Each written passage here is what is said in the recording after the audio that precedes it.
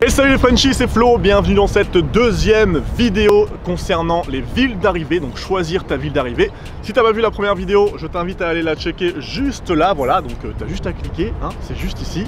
Et dans cette deuxième vidéo, dans cette deuxième partie des villes d'arrivée, on va parler de chaque ville, comment ça se passe, quelles sont les différentes ambiances, est-ce que Cairns c'est mieux, est-ce que Sydney c'est mieux pour arriver. Bref, on va voir ça ensemble, comme ça tu vas pouvoir bien choisir et bien te repérer en fonction des différentes villes. Et let's go, c'est parti, on commence avec Cairns. Alors concernant Cairns, si tu décides d'arriver à Cairns, sache que tu vas te retrouver dans une ville où l'ambiance est très backpacker et touristique. Parce qu'en fait là, ça va être un peu le point de départ de toutes les activités qu'il y a. Parce qu'il y a énormément d'activités aux alentours. Donc tu vas pouvoir faire tout ce qui est barrière de corail, plongée, skydiving, bref. Toutes les activités que tu imagines en Australie, voilà, tu vas les retrouver à Cairns. Et la ville est vraiment faite pour ça. Donc tu vas retrouver beaucoup de backpackers, beaucoup de gens qui sont là plus pour chiller, se relaxer tranquille. Et niveau boulot, c'est pas non plus la folie, ça va être plus un endroit, si tu arrives par là, ça va être plus l'endroit pour les vacances, pour profiter un peu des activités qu'il y a à faire. Alors Sydney, donc c'est là où je suis actuellement, donc c'est une ville super cool. Ce qui est bien avec Sydney, c'est que tu vas trouver les deux ambiances. Donc c'est la grosse ville où tu vas avoir énormément d'activités, de choses à faire, avec peut-être des gens un peu pressés, un peu énervés de temps en temps. Mais donc ça c'est le côté grosse ville.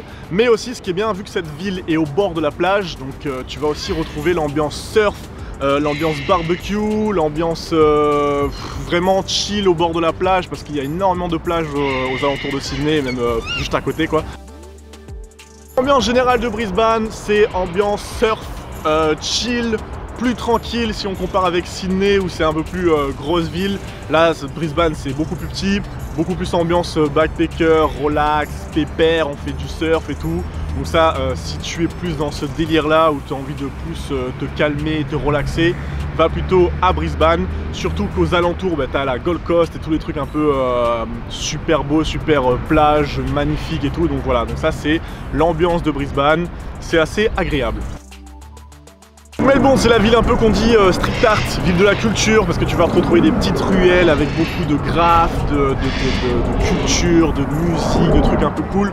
Donc c'est une ville typiquement très agréable à vivre. En plus niveau fête, à la différence de Sydney, c'est beaucoup plus agréable puisqu'il n'y a pas ce lockout. Donc du coup tu peux faire la fête jusqu'au bout de la nuit si tu as envie. Par contre niveau saison, malheureusement il y a beaucoup plus de fraîcheur là-bas à Melbourne, on va dire ça comme ça, beaucoup plus de fraîcheur.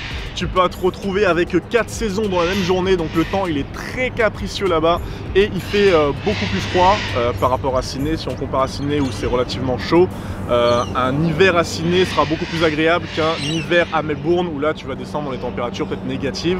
Donc voilà, sache qu'à Melbourne il fait plus froid, mais l'ambiance fête est plus présente, ambiance backpacker un peu plus tranquille. Donc voilà, à toi de choisir après, fais comme tu veux. Donc ça c'est la ville complètement isolée, donc c'est là où tu vas avoir beaucoup moins de monde parce que généralement tout le monde choisit la côte Est avec Sydney, Brisbane, enfin toutes les villes qui sont sur la côte Est, et il y a beaucoup moins de monde qui va dans ce côté là, donc dans cette ville là.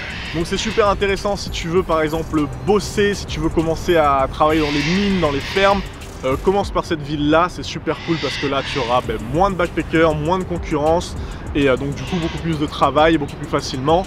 L'ambiance générale de la ville, là c'est beaucoup plus dépaysant, ouais, c'est beaucoup plus dépaysant, c'est beaucoup plus isolé aussi, donc c'est plus nature, paysage un petit peu plus insolite comparé aux belles plages du côté est. Voilà, c'est tout pour cette petite vidéo sur les différentes ambiances de chaque ville. J'espère que ça t'a aidé, que tu vas pouvoir un petit peu, tu vois un peu plus clair dans ton choix où arriver en fonction de Sydney, Melbourne, enfin bref voilà, j'espère que ça t'a été utile.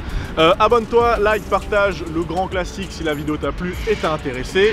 Les questions c'est en commentaire. Je te remets aussi juste là la vidéo numéro 1 sur quelle ville choisir.